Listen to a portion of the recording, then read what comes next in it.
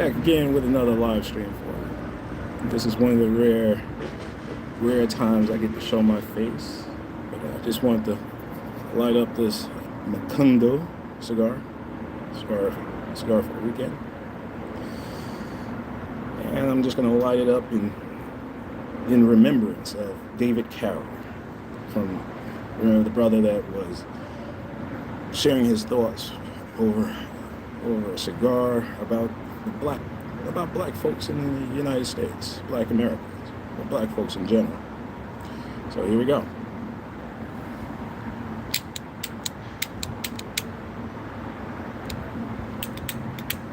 Oh shit. There you go.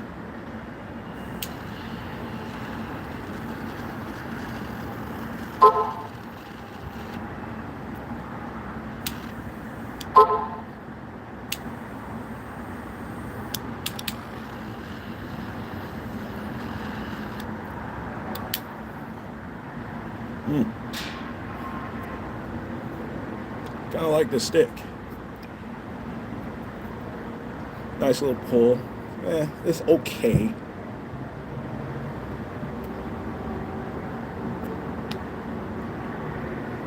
I kind of like the Monte Cristo, and the Punch cigar is much better. But when you become a cigar aficionado, you begin to appreciate a nice little cigar, especially on the weekend at the end of the week. I only do cigars every time I talk to you guys, but on my own, if I wasn't talking to you guys, I would just have a cigar for my. I just sit on my balcony and think about the week, think about what's going on in social media land, and give my thoughts. You know, David Carroll. Before, I didn't really appreciate this brother's intelligence and his time and attention to detail on his analysis of about black folks in America, especially particularly black American women. But as the older I get, I'm right around his age before he passed. I think he was in his 50s, in mid 50s. I'm about 51. You begin to understand. You begin to understand them more the older you get, because you begin to see a lot of the bull jive that's going on. You don't see it when you're young. When you're a young buck, you're not going to be able to see it or understand it and process it. Well, I'm going to go ahead and turn around. Joylyn, how you doing? Good. Thank you for joining us at the Balcony Chronicles. So I'm going to go ahead and turn it around. Will says hi. All right. Hello. Let me go ahead and turn this around a little bit so you can see the view instead of you looking at my ugly face all throughout the conversation. So let me go ahead and turn this around. All right. Well, as I was saying, David Carroll back in the day, he was very profound in his analysis of the black American. And he was right most of the time. And at this point, there's a changing of the guard, because we don't see a lot of pro-black, back to Africa rhetoric that's going on now. It's dwindled. And in light with Dr. Umar and his school and his failed efforts to open up the school, I think that will be a death knell. And I think that it should be a lesson to all you black men out there. Number one, and I talked about it in my previous streams, that you got to do with, if you go out and say you're going to do something, get it done. Get it done. Do I think that Dr. Umar is a fraud? Not necessarily. He had good intentions, but like I said, good intentions is the pathway to hell. As Black Americans, we keep falling for the okie doke. We keep falling for the unity, which is never going to happen, because because the Black Americans have different types of, we have different thoughts on the same issue. All right.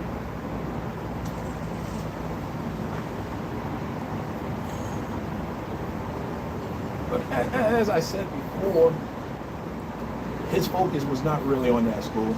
His focus was on getting black women to give up the money and give up the coochie. And sisters, that's what he thought about you. He didn't think he kept calling y'all queens, but he never really thought much about y'all to marry y'all. He's up here talking about marrying 2 women. Nigga.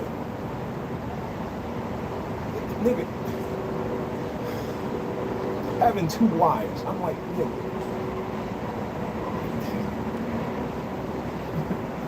How about just focusing on getting that school together? But it's not going to happen. And let me just tell you why it's not going to happen. Because his thoughts is circumventing white supremacy and the white system. You're never going to go around that system. You're never going to go around it.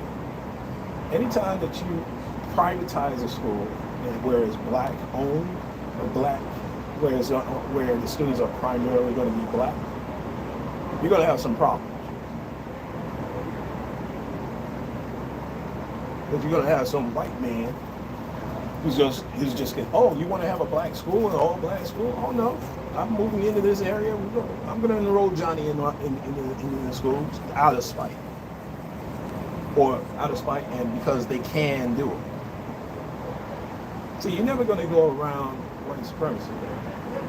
You always got to deal with a white man, unless there's an apocalypse unless there's an apocalypse in this country where everything is reset, destroyed, and everything is reset. All right? Then maybe you got a shot, but of reclaiming what was so grand. I mean, think about it. Black Wall Street didn't survive. It went outside of white supremacy, and it got destroyed. You know, why do you think certain towns in this country, that are primarily black folks living in these towns, live in shanty towns? It's so corrupt.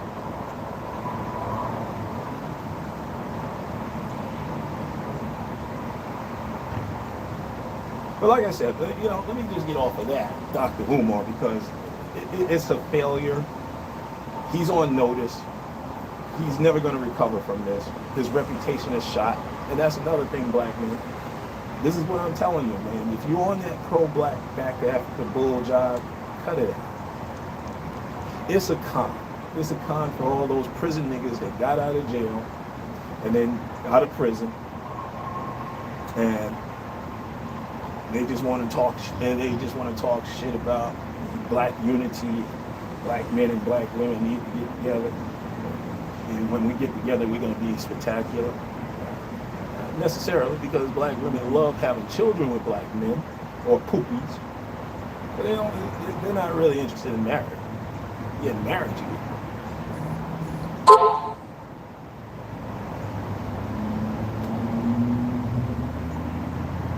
And for what? They'll tell you for what? What would be the purpose of me getting married to you? They would ask you that. Some dumb broad will ask you that.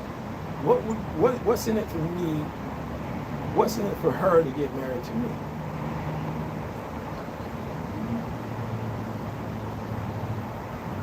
What's in it?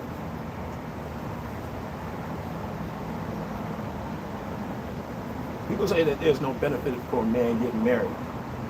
But, I kind of disagree with them. See, had I been married, I would have been a little bit more responsible. A little bit more responsible on my job, my career. everything else. But I haven't been blessed to find that one woman, and it doesn't matter if it's a black woman or a white woman or whatever, at this point in my life, because I don't give a fuck.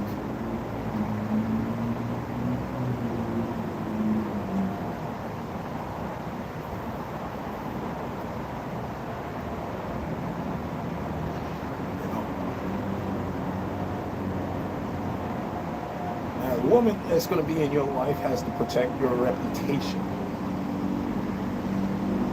She's supposed to protect you.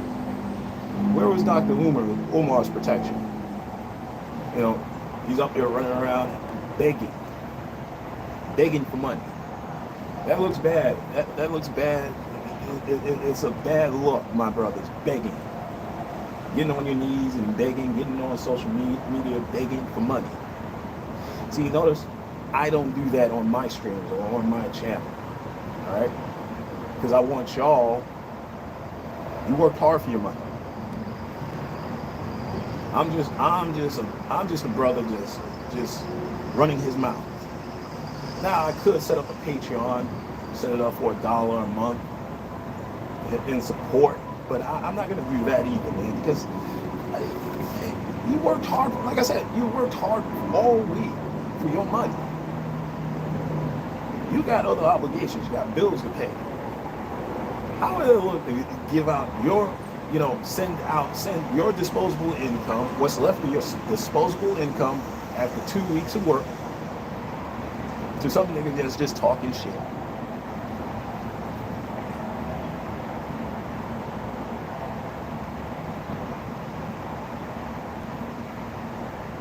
I mean, I'm not throwing any shade to any of the content creators. If you want to support them, that's your money.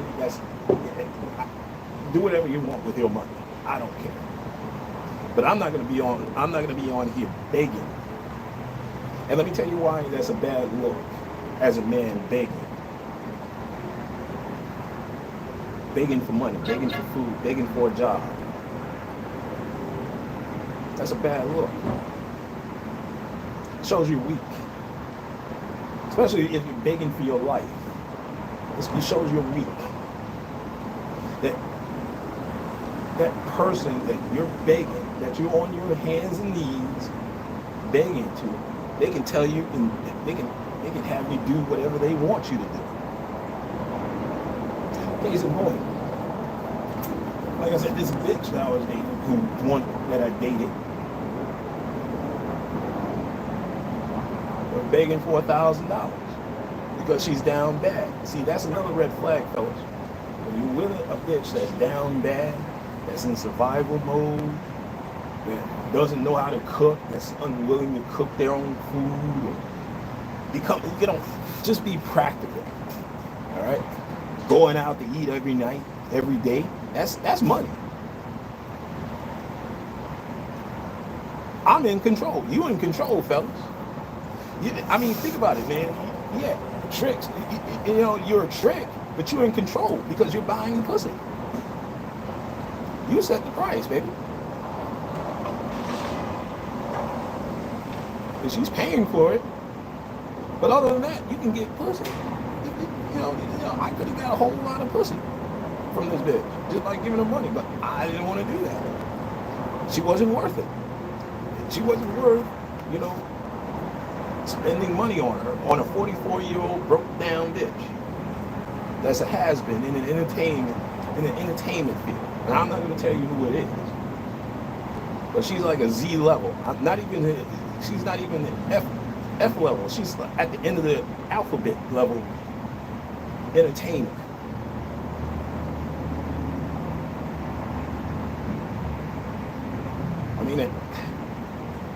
I mean, an extra on a TV show, it has more notoriety than her. Okay? All right? But when you're begging, you're being controlled by someone. And I can understand, and Dr. Umar, he was controlled by the black community. The black folks that donated to him had more power, to say, hey man, Get this school going. Get this school going. I donate $500, not for you to run around the damn country giving out lectures. Why aren't you at the school? Why aren't you at this dilapidated trap house that you are? And I, believe it or not, I went down to Wilmington, Delaware, and I walked right by the trap house, and I didn't even know it. I didn't know that I was walking by the school that Dr. Umar was proposed to open.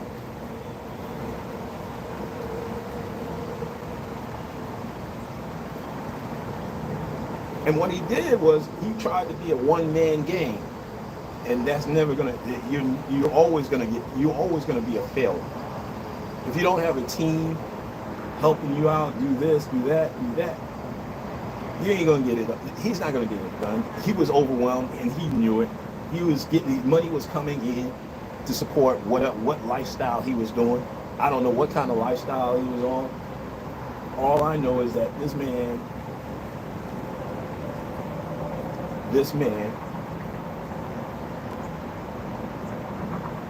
was big, and I can understand why he didn't want white folks to support him, because the white folks will hold him accountable.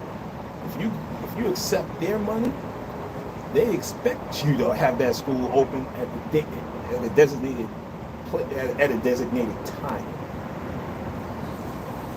They don't play unless you want to get slapped with a lawsuit. See, black folks, we don't do that shit because we kind of still believe that this man was going to accomplish what he set out to do. But how? How was he going to do that if he's traveling around the world doing lectures? And then claiming racism, white supremacy because, hey man, you didn't pay your bills.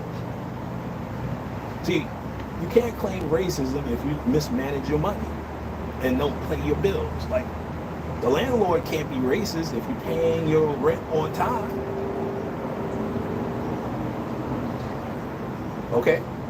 Now, if your lease expires and he doesn't want you in his unit anymore, you know, for whatever reason, because he wanted to bring in his family or some other white guy, you have an issue right there. That's an issue.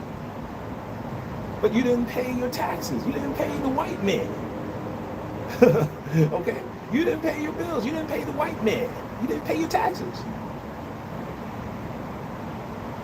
And fellas, you don't know what I know. What little I know about commercial real estate is that there is a vacant building tax. That if you're not putting the property to use, the city or the municipality will charge you a tax for keeping it closed, for keeping it vacant. And they don't play. If you don't pay, they're going to evict you. They're going to foreclose on you.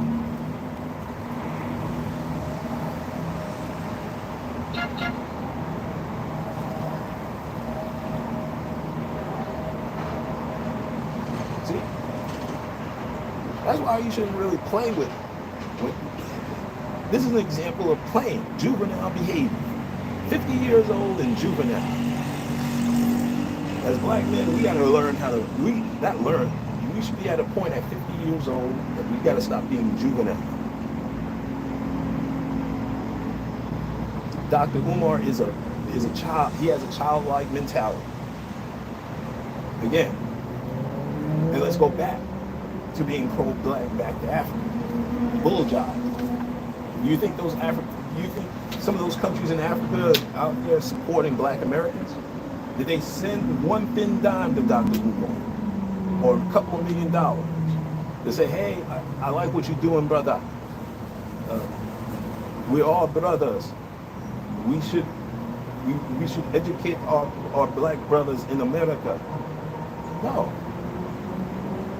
Because most of the countries in Africa have no interest in helping black Americans. Otherwise, decades ago, they would have sent ships over. They should have sent delegates over to have us return home to Ghana or Nigeria or Cameroon or South Africa or Zimbabwe, they're not able to do it because they are being controlled by a white government in Europe, particularly England, the United Kingdom,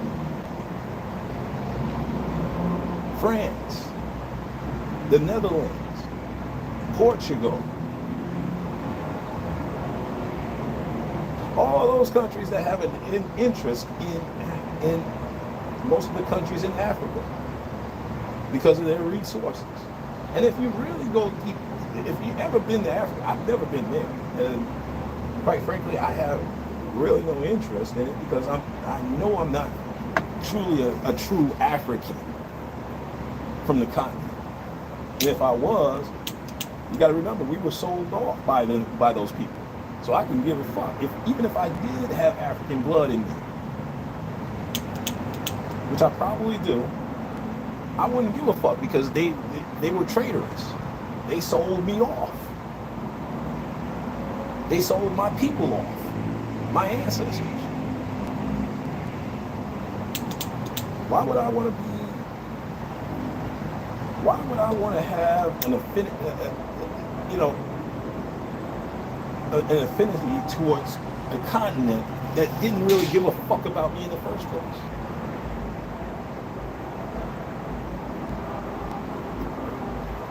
Nah, I'm good right here, man. I have no interest in returning back to that shithole. I have no interest in going back. I mean, I love some of the black Africans that are here. Most of them I'm friends with, but collectively, I don't give a fuck about y'all.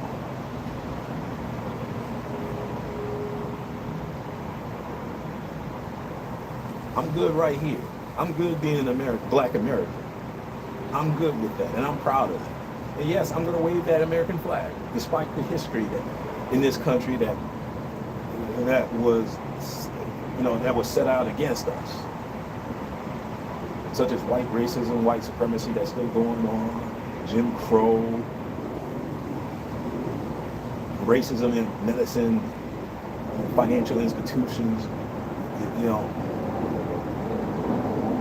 Reconstruction, hell, even slavery.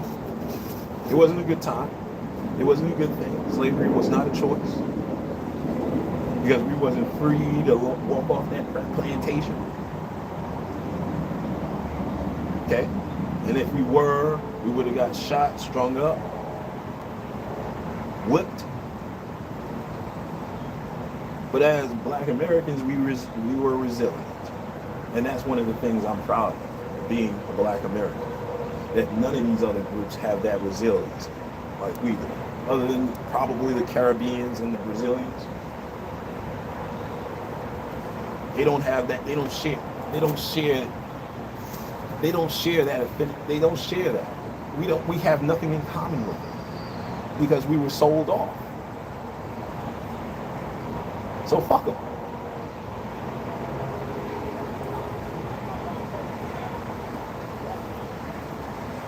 Now, there are some places in Africa I would go. I would go to Tanzania, Zanzibar, beautiful country, beautiful tourist country. I would love to go there.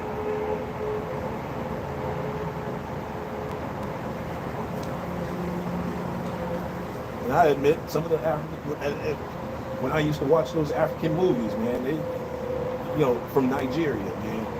You start seeing black folks that look just like me and you walking down the street. They look just like black Americans. Would I want to go back there? Am I on that Pan-African bullshit? Nah, I'm good. Because think about it. For years, I was taught to be ashamed of being a black American. I was taught, they're from Cameroon, they're from Nigeria, and these motherfuckers were laughing at us, at me, because I'm black American. But if you go to that shithole country, you don't see that. You see a lot of degeneracy. You probably see a lot of good. Some of them are good, so friendly people. But you see a lot of degeneracy.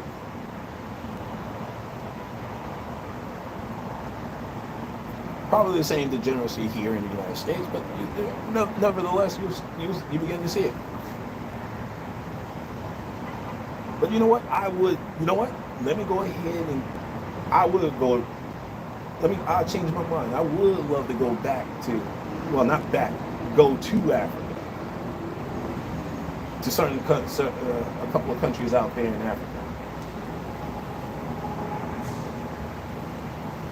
Would I want to live out there? Hell no. Hell no. You know, I'm not going to be wearing no damn dashiki like this fool, a prince of panhandling.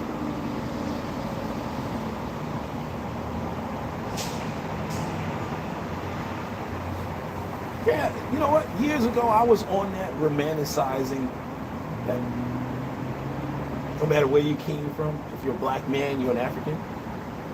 But I'm going to start examining, and I'm glad ADOS and FBA was promoted about a year ago, that began its roots a year ago, because now I'm starting to understand that there's no shame. Even though ADOS was founded on a political measure of getting reparations, Tariq Nasheed coined foundational Black Americans as a way of having roots here in the United States, examining our roots.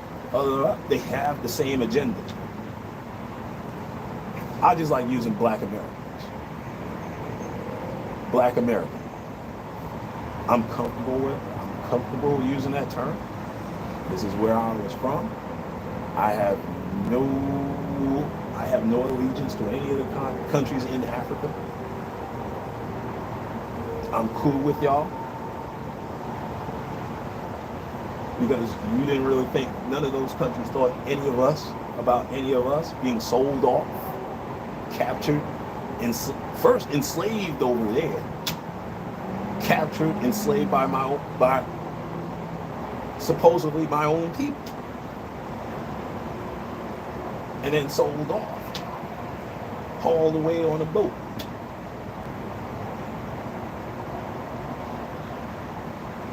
Where a lot of my ancestors died off, but still, some of them still survived.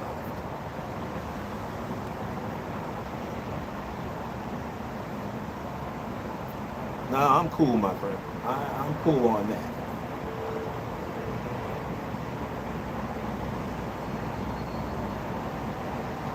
But let's get back to begging. That's the worst character trait in a man to have, is begging. Begging for your life. And that's essentially what you're doing. Because you're not a man. If you're begging, you're not a man. If you're constantly begging, you're not a man.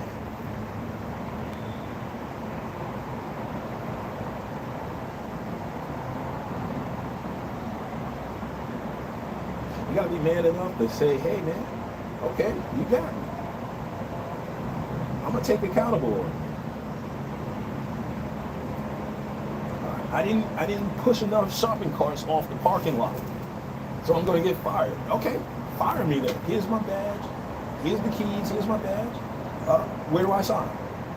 Well, let me get the fuck out of here. Not once have I left a job or got fired or laid off from a job had I begged for my job. Begged the manager, give me another chance. Nah, fuck him. Let me go ahead and get my unemployment and let me get the fuck out of here. I can find another job. I can do something else. I think it's corny that nowadays that you're applying for a job all those years in college and now you're applying for a job to work for somebody else that's going to get rid of your ass within 5 years.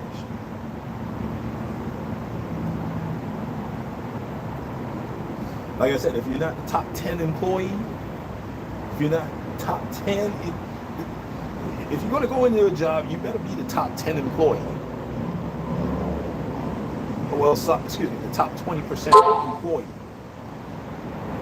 That means get there on time, get there early.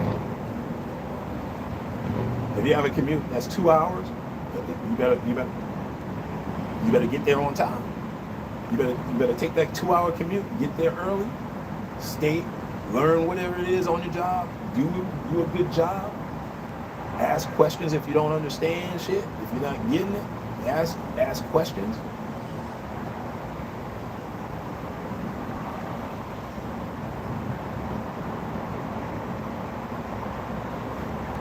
But ask questions.